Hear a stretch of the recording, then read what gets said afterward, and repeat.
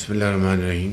میں تمام honourable members of cabinet کو خوش آمدید کہتا ہوں اور تمام سرکاری افسران کا شکر گزار ہوں.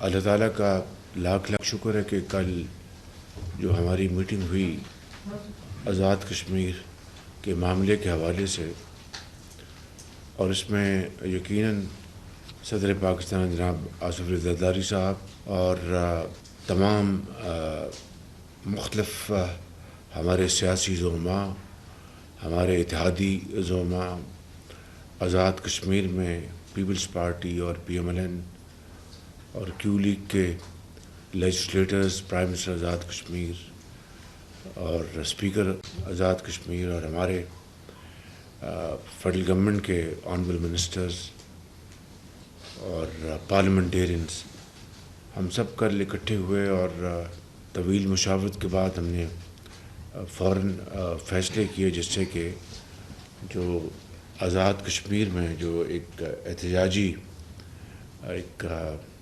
تحریک شروع ہوئی تھی،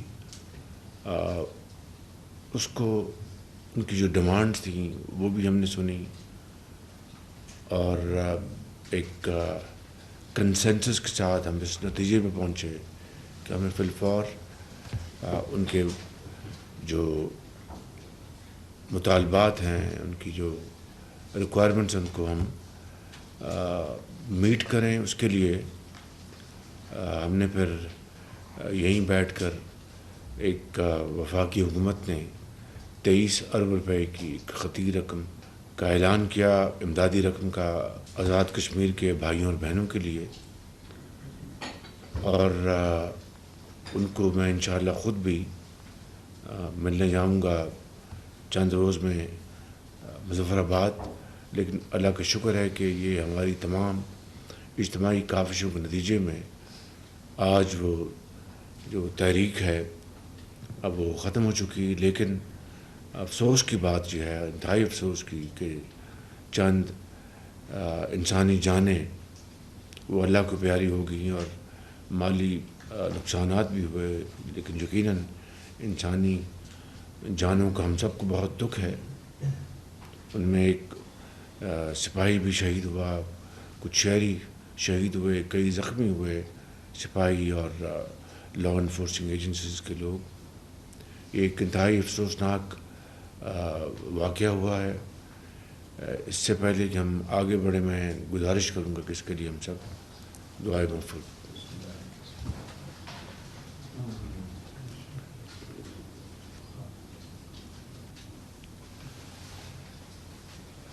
کشمیر یقیناً پاکستان کی شارک ہے، جس طرح حضرت قائد اعظم نے فرمایا تھا. تو وہاں پر امن و امان کی صورتحال ایک اولین ضرورت ہے. اس کے لیے کل وزیر اعظم آزاد کشمیر صاحب سے میری بات ہوئی. یہ ایک افسوسناک، انتہائی افسوسناک واقعہ ہوا اور میں سمجھتا ہوں کہ اس کا سبق یہ ہے کہ ہمیں بطور عوامی نمائندوں کے ہمیں عوام کی باتوں کو غور سے سننا چاہیے، سمجھنا چاہیے اور مل بیٹھ کر معاملات کو طے کرنے کی کوشش کو ہمیں فروغ دینا چاہیے. اس میں کوئی شک نہیں کہ آزاد کشمیر کی حکومت نے بہت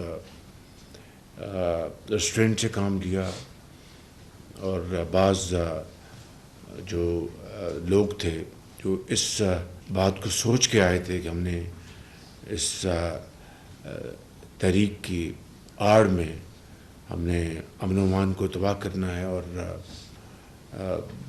معاملات کو خراب کرنا ہے.